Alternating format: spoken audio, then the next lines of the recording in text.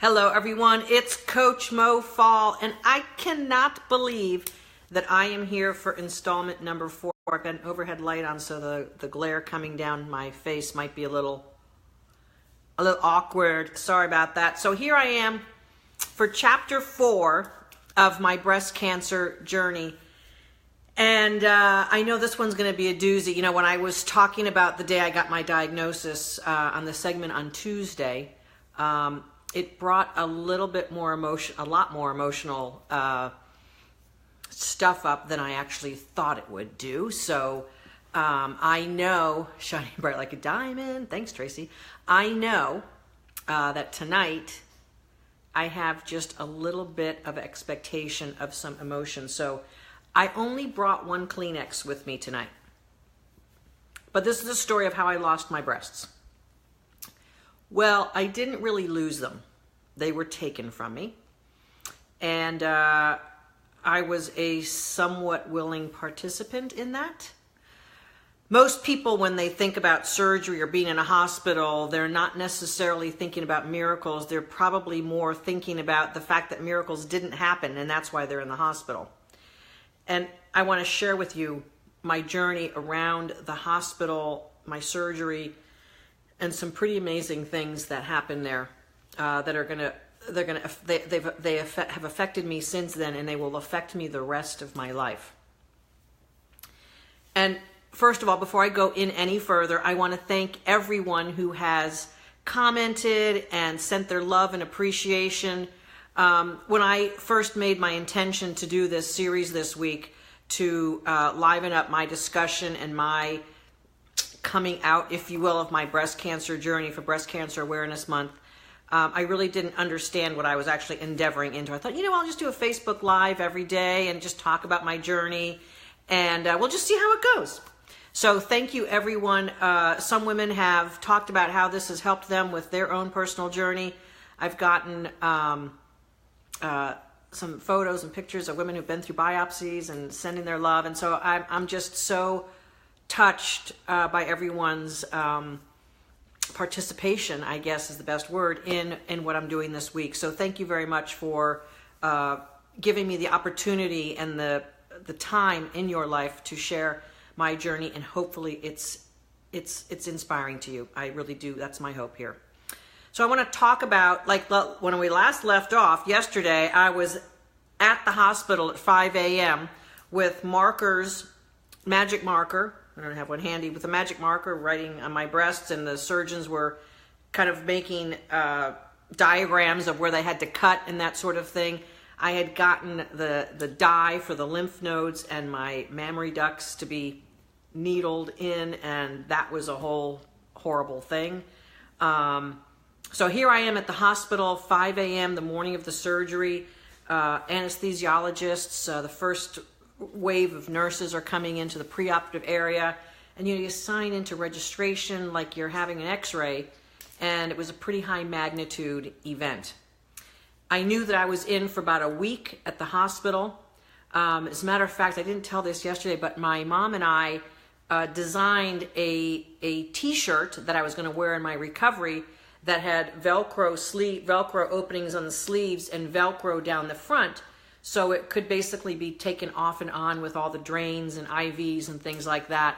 We were quite proud of ourselves for having invented this breast surgery t-shirt nightgown thing.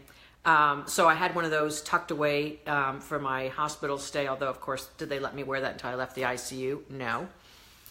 My family was ready to wait 12 to 14 hours in the waiting room for the surgery to happen, to process through the whole thing. 6 o'clock in the morning, I'm being taken back to have one of those catheters put in my neck. I knew the anesthesiologist who did that. I had just met him because I had this new job running the anesthesia business around the country, and this was one of their hospitals locally here. And they gave me a certain sense of reassurance that I knew these men and women who were going to be taking care of me. And off I go into Never Never Land, anesthesia world, only to emerge 13 and a half, 14 hours later, completely a disfigured, reconfigured woman. Now, I mentioned yesterday that my sister and I, hello Megan, ran the Marine Corps Marathon 10 days before my surgery. So I was all excited still about the fact that we had that massive accomplishment, and that brought me through my emotional journey as well. And from what I understand from the nurses in the recovery room, that's all I talked about coming out of my anesthesia was how we ran the marathon and how we did that, and I was not going to let this breast cancer get me down and all of that. So I emerged from the surgery. I think it was a little bit longer than my family planned. But if you're sitting in a surgical waiting room or being in a hospital for 13, 14 hours waiting for your loved one to come out of the OR, I'm sure that was not fun. And so my little sister is here. Megan, I know that you were painstakingly patient and keeping Mom and Stacy glued, keeping them together. So when I come out of surgery, it's like midnight. And I was in the recovery room for a while, and then I was pretty quickly rolled into an intensive care bed. I want to describe this for you because this kind of impacts, hey Beverly, this kind of impacts the story a little bit.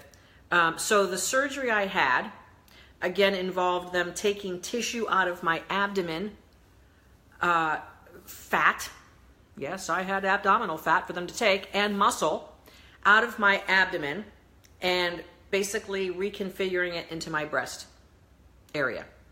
They cut out the nipple, they cut the breast tissue, the skin, opened it up, rewired blood vessels, got those blood vessels rewired into the new tissue in the breast area, sewed me back up, took out the lymph nodes, sewed me back up. I have scars through here, all around my breasts, a big slice across my abdomen where they basically opened me up, cut out a piece of skin and tissue like that. I was literally bent over a little bit because my skin had to be surgically repaired back. It compressed me about 3 inches until it stretched itself back out like years later. So I had this complete Humpty Dumpty put me back together again deal going on in my breasts. And it was a transplant of my own tissue into my breasts. So in order to make sure that that came to pass, they actually had, you know, the pulse oximeter that you, if you're in the hospital or wherever, they put like a little thing on your finger to see what your oxygen level is in your blood.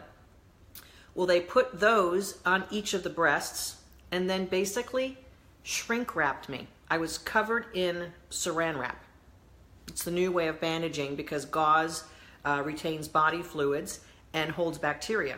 And it can hold bacteria and grow bacteria. So now they basically put a big piece of stretch plastic, the electrodes to judge the oxygenation of the tissue because they want to make sure that it's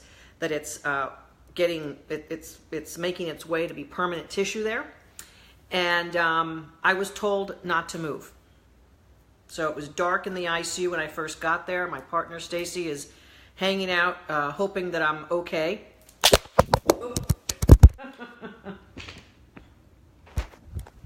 My phone just left its perch on the on the tripod, so I don't know what happened. How long ago this happened? 9 years ago, Carolee, in the year 2008, November of 2008. Hang on one second. Let me just get my little phone back on its perch here. I don't know if something broke here. There we go. Okay. Might be a little crooked now, but we're back in business for the most part. So here I am in the intensive care unit, saran wrap. I was told not to move. I had pillows to the right of me, pillows to the left of me. I wasn't moving anyway because I was so under anesthesia. And so they had a monitor on my heart, they had a monitor on my breathing, they had monitors on my breasts, and I was drifting in and out of breathing. And this is the first thing I want to just kind of talk about that's impacted me forever since then.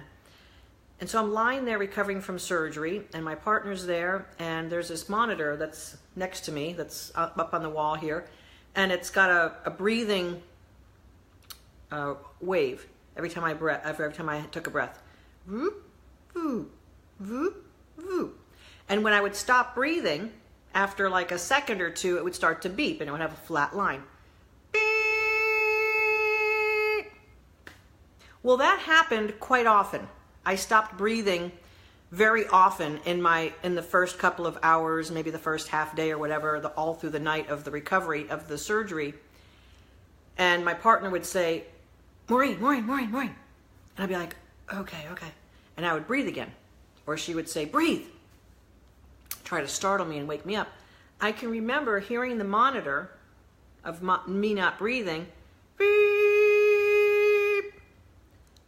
and lying in bed. Sure, I was drugged up with anesthesia and painkillers and morphine and stuff like that. But I remember lying there, not breathing, knowing I wasn't breathing, and feeling okay with that. Now, I know that sounds strange, but I was literally drifting into no longer living. Not breathing does not, when you don't breathe, you don't live very long. And I can remember being peaceful about it and okay with it and not scared. I was concerned that Stacy was over there telling me to breathe, and I didn't want her to be scared. But I was okay to drift off and call it a life. I'm not saying I was suicidal. What I'm saying is there was a certain peace around feeling taken care of and feeling embraced by all of the wonderful warmth and the wonderful experience that I had. And it was a profound moment that I often go back to in my mind.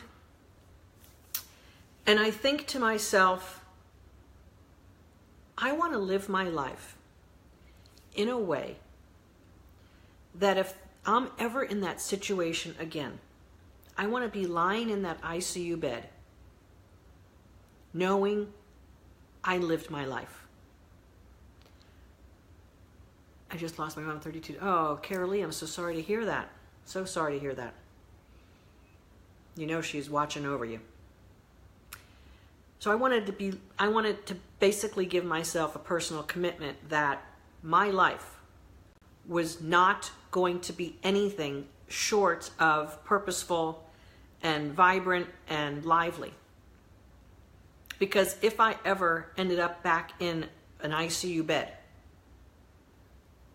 drifting off into leaving this planet, I wanted to have that peace and calm feeling knowing that I did my thing here, that I made the difference I was supposed to make, that I lived on purpose, and I touched people's lives in the way that I was meant to be when I showed up here. And that continues to be a big part of how I conduct my life.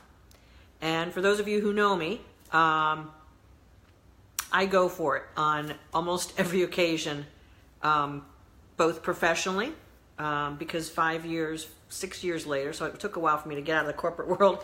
So 6 years later, I extracted myself from the corporate world after I'd gotten to a point where I felt satisfied. I go on vacations, trips. I enjoy life. I take care of myself. I love people. I take care of my clients. I mean, I am on purpose because of that night in the intensive care unit when I was not breathing, and I could have said hasta la vista. And that fuels me all the time. Peggy, all is well with your soul. Thank you, Peggy. So that was the first miracle that happened in the hospital. It was immediately after surgery. So that was the first night. So the thing that happens after a big, long, ridiculous surgery like I had is you come out of anesthesia over time. So the first 24, 48 hours, the brain's still kind of like a little fuzzy. And yeah, thanks. Thank you, Beverly. So I'm now, a couple of days later, I'm in pain. I've got a lot of beautiful visitors from my family, people from work, coming to visit me and cheering me up and spending time with me, and it was great. And at some point, I couldn't move, so at some point, they had to think about getting me up out of bed. So, but the primary thing was don't move, because we want that tissue that we transplanted in your breasts to take root and grow, and the blood vessels to do their thing, and for the breast tissue to come alive. Because that's the first concern here with the tran flap that I had. That's the type of surgery. They take the, again, tissue out of the abdomen, put it in the breast, and they got to make sure it like takes.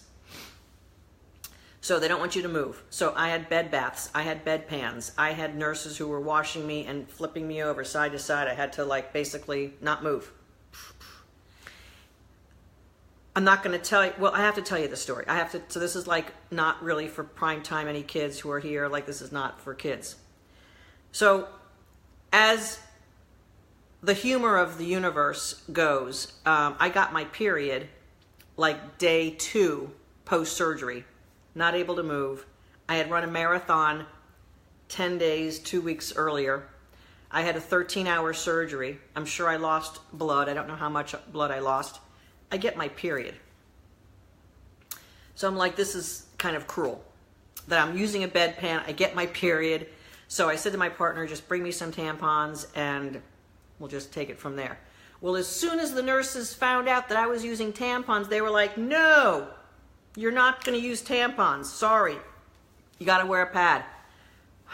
So here I am, bedpan, pad. I can't move. I'm in bed. I'm half like still in pain, half groggy. Like this is just what's going on. I'm recovering from surgery. My blood counts are super low. So it's the hematocrit and hemoglobin. So the H and H, I'm a nurse, so I kind of know these terms. My H and H is low. And it's not coming back. Thinking about this later, that marathon probably depleted my bone marrow a little bit. Hey, Liz. Probably depleted my bone marrow a little bit. And so I didn't recover on the red blood cells as quickly as maybe they were expecting. But the surgeons didn't want to give me blood products. They were not eager to do that because there's a chance of clotting with blood products. And they want blood to be flowing in that new breast tissue and not being impeded and things kind of working out that way. So they prolonged the blood products, which I was fine with. I felt a little sluggish and a little tired, but I just gone through surgery, so I don't know if it was the hematocrit and hemoglobin low levels or just the fact that I was recovering from surgery. So at some point, they're like, well, let's try to have you sit up and get into a chair because that's like the progress in an intensive care unit. So one afternoon, they helped me get up out of the bed and into a chair. And I sat for like an hour. And then as I was being moved back to the bed, I completely passed out.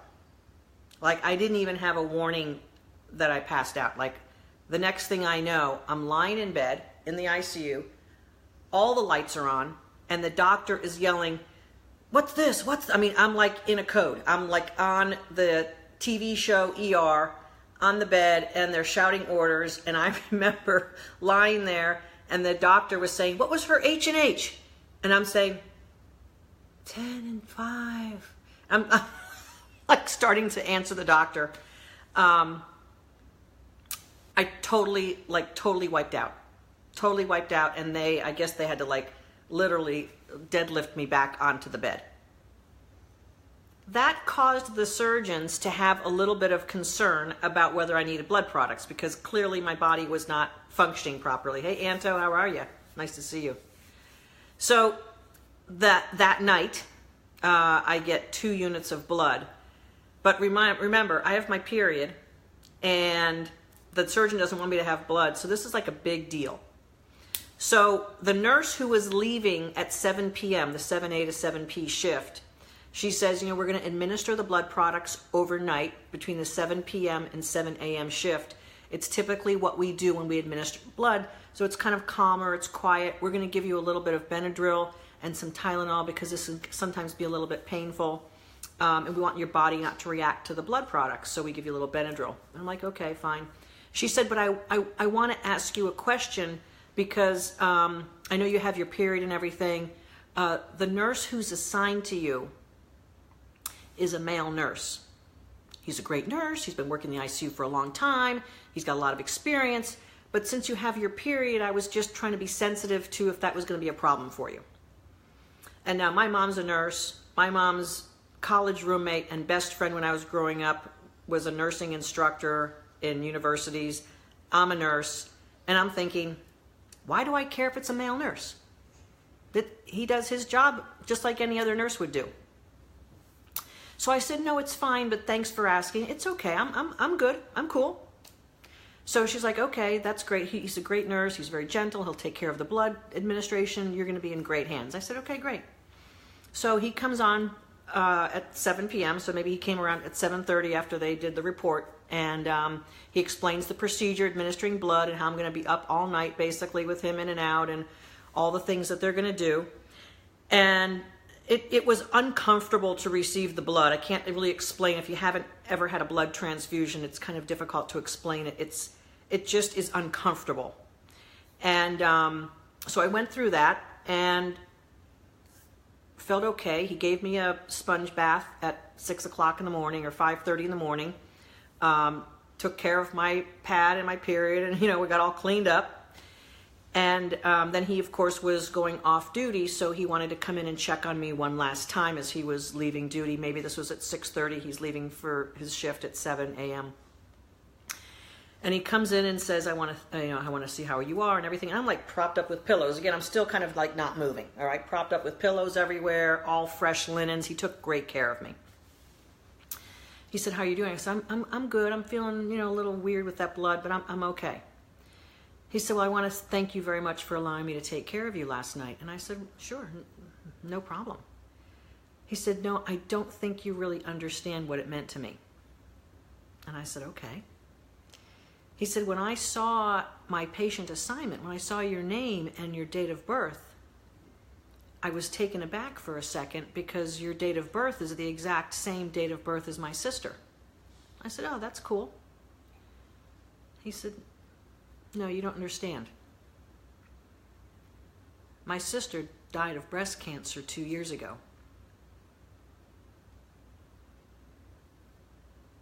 And when I took care of you over the night and helped administer blood and cleaned you up and everything, I couldn't help but to think that I was taking care of my sister.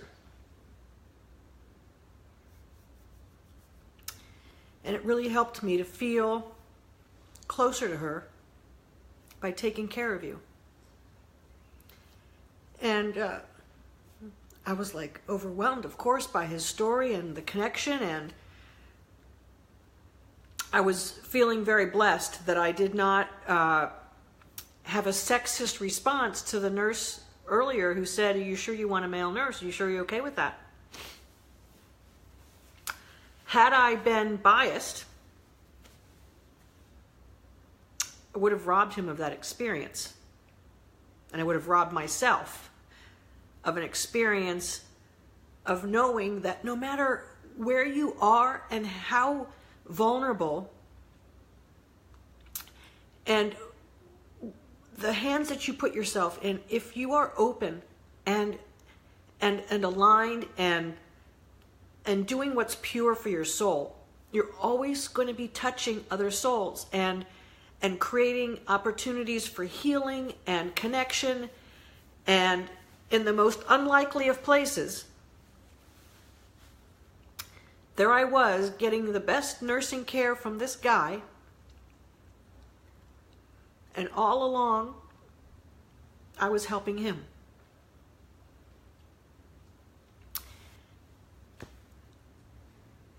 And I just feel so blessed to have intersected with him and had that experience of that miracle of souls coming together and healing and helping each other along the way. Such a beautiful example of how the universe can work in our favor and always does, and is always moving us to our highest good and always connecting us with people who are bringing us forward and we bringing them forward.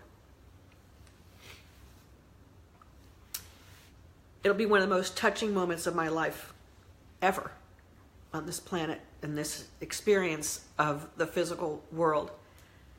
And I'm sure I'll tell that story repetitively when I'm in my 90s. You just never know who you're going to touch and how your journey is going to be brightened up when your answers to life and your answers to questions are expansive and open. If my answer would have been pinched off and small and fear-based, I wouldn't have had that beautiful experience with that man, and he would not have had that beautiful experience healing from his sister's death. So make all of your decisions on the expansion of you. When you feel that a decision is coming from a place of fear, don't do that, because you're shutting your soul down.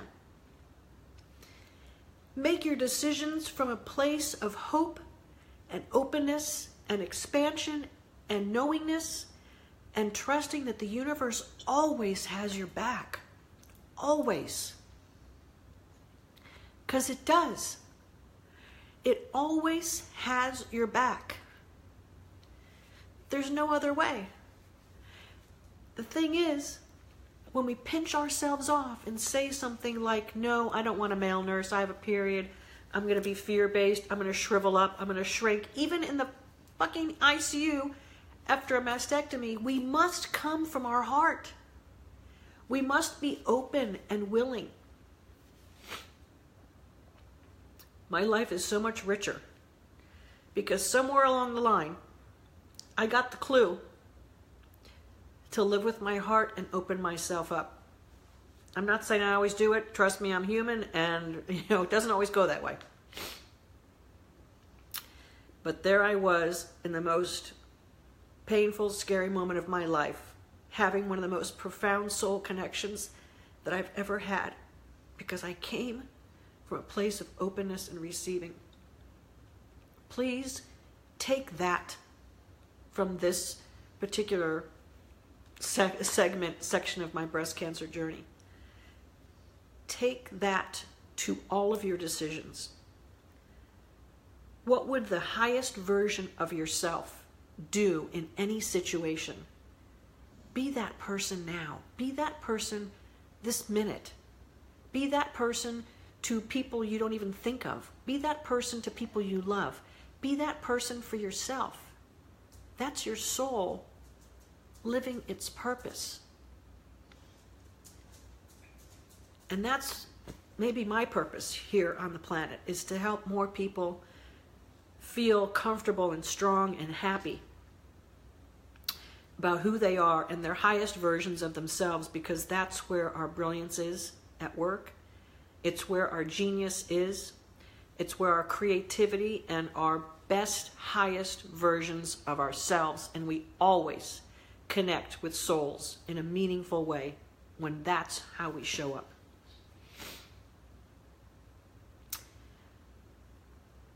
I was moved out of the ICU a day or two after this blood transfusion. It worked. My blood levels came up. It was when I was in a normal room, my last day or two in the hospital, that we got the call from the breast surgeon about the lymph node pathology.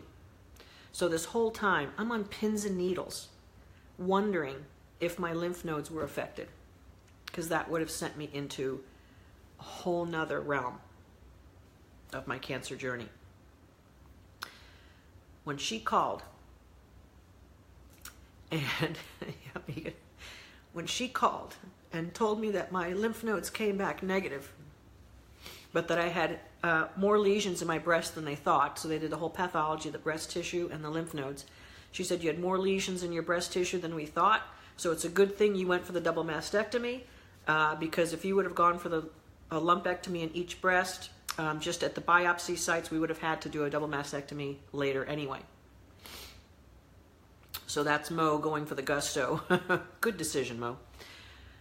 The lymph nodes were negative on the pathology. The breast tissue had lots of lesions, but nothing that they were overly concerned about to do radiation or chemotherapy. I cried for a frickin' probably 2 hours of relief, because I'd been holding back the real fear and the real terror if this was going to really kill me or not. I didn't know that. I didn't know that when I chose the nurse. I didn't know that when we had that soul connection. I didn't know.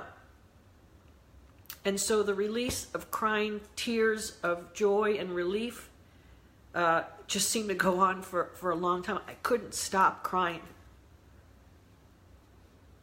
Eventually I did, obviously, although it looks like I haven't stopped crying for 9 years if you're looking at me now. So the real blessing to me was to have that journey and to have my soul expand through the journey. Now I feel so much more blessed to share it with you and to get the response I've gotten from so many people here since Monday.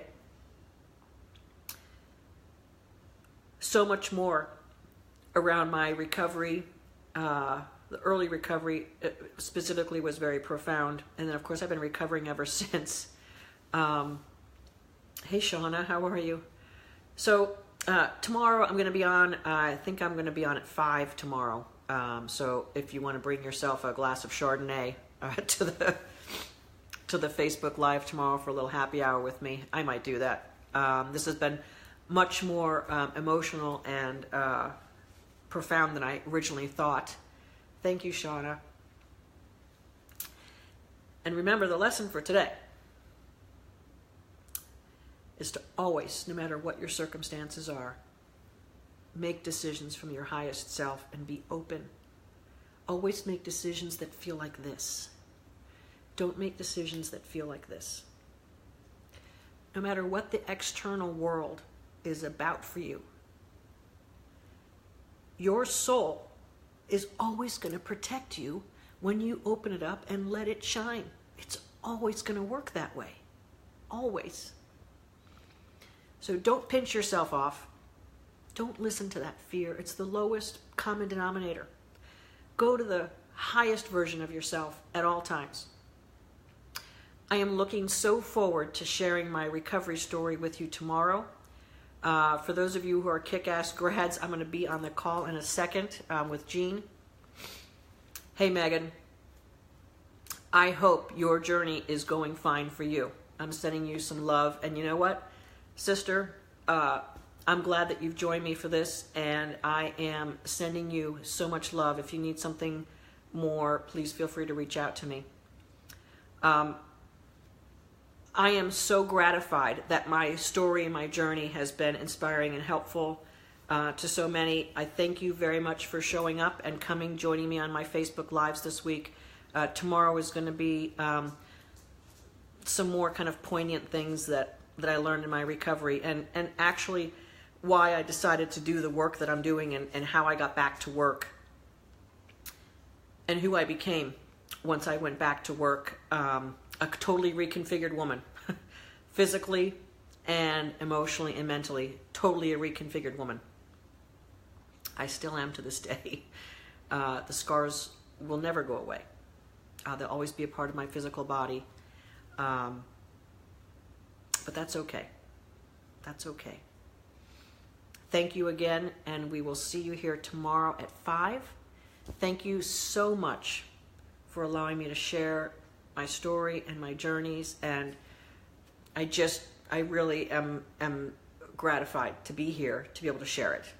Thank you very much, and we'll see you tomorrow at 5.